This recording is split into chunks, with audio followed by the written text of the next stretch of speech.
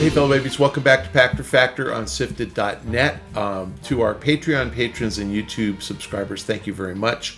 That is keeping Shane in enough cash to produce this show. None of it's going to me, so don't feel bad.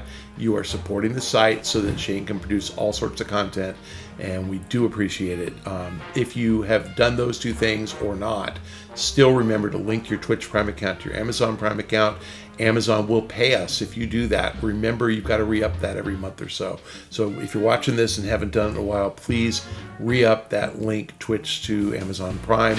This episode of Pachter Factor is brought to you by DeShazer Ryan Realty. Right now, Doug DeShazer has beautiful lots available adjacent to Koocanusa Lake in northwest Montana. Pull up your RV and access the hookups, or build your own construction. Either way, you have access to world-class fishing, hunting, boating, swimming, biking, hiking, and the internet. No matter where you're looking to buy, make Doug DeShazer your real estate consultant at 406-291-1643. That's Doug DeShazer at 406-291-1643. Hello, babies. Welcome back to Pachter Factor. Today's question is from Sifted at from Cinetic.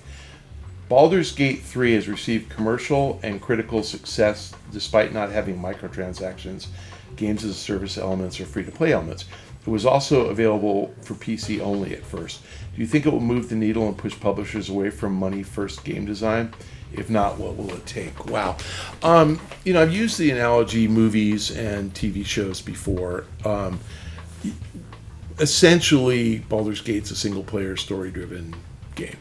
I know there's co-op, but it's not, come back and play multiplayer and buy a bunch of stuff. And the industry's been moving away from single-player games for years and years and years.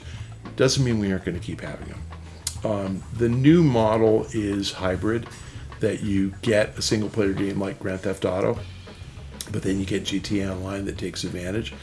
And you don't see as many single-player games greenlit and developed, but they're still being developed. So we used to get probably 25 or 30 of them a year. We're probably getting 15 now. It's not going away. Zelda is a single-player game. Nintendo games are pretty much all single-player games. So I think they're just keeping that genre alive. I don't think that there's anything really more to it.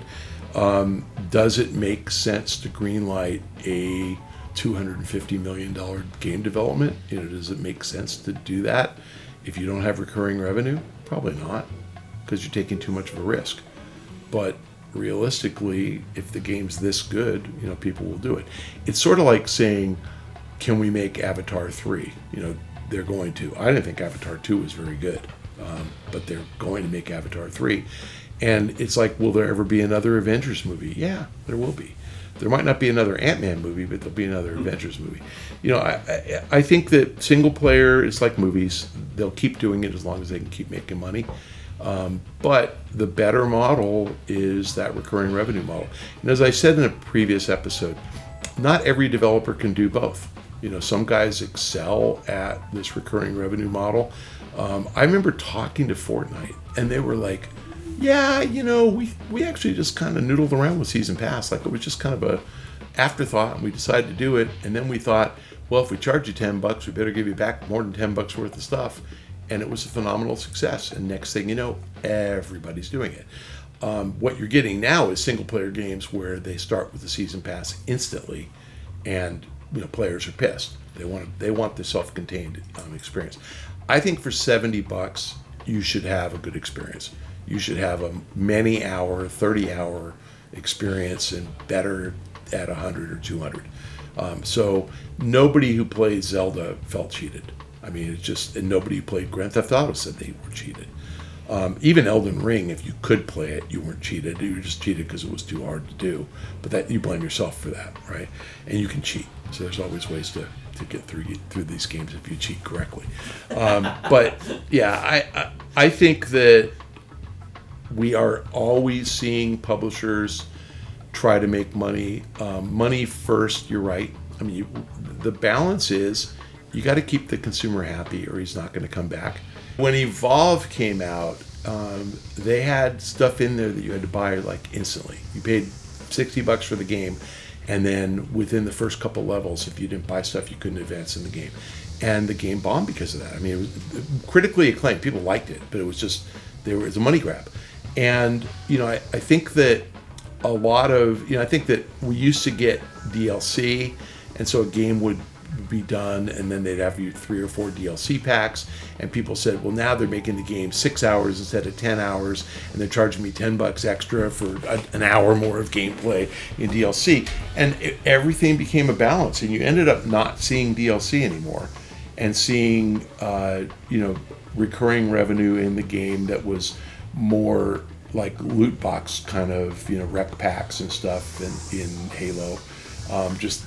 Ways to continue to earn and generate accomplishment in the game, but it's a balance. And if the consumer feels cheated, they're not gonna buy your game next year.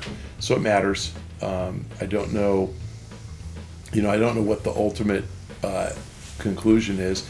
I think that you're blurring the line between free to play and premium, and I think that the guys who do it the best are probably guys like GTA, where you can play GTA, and when you're done, you can play GTA Online to your heart's content, and spend money if you feel like it, and not spend money. But I don't understand the loot grab either, and I think this will continue to evolve until somebody comes up with exactly the perfect formula. I don't consider it a challenge to prove that I'm faster Twitch and Call of Duty than somebody else. I consider it a challenge to save Princess Zelda, or to get through all the missions and especially like that kind of a game. It's so fun. That's the joy of figuring it out. And I am a completionist on some games, and I was like, I better find everything. Anyway, but single player just satisfies a need for people to complete. Multiplayer, you're not completing the game, you're competing. And I think that completionism is a way of competing, but you're competing with yourself. And competition is just a turnoff for people that are slow twitch. Like, I'll play chess all day long, but I don't want to go boxing. I'm going to get my ass kicked by some young fit guy, but chess, I'll kick his ass. So I think the single player games are like chess, and multiplayer games are like boxing. And so different strokes for different folks. I think hardcore gamers like it all. So it's not like there is any one. It's like saying wine drinkers only drink Cabernet. Like, they like it all. They just prefer Cabernet, or they prefer Pinot Noir, or whatever. Thank you, Patreon patrons. Thank you, YouTube subscribers, for supporting Shane in his quest to keep the SIFTD site alive. This is important. Thank you if you have linked your Amazon Prime account to your Twitch Prime account. Shane is getting paid for that, so thank you. You are supporting the site. If you are watching this a week late, that's because you didn't do any of those things. You can still link your Twitch Prime account to your Amazon Prime account. But you're required to follow me on the site formerly known as Twitter, at Michael Pachter.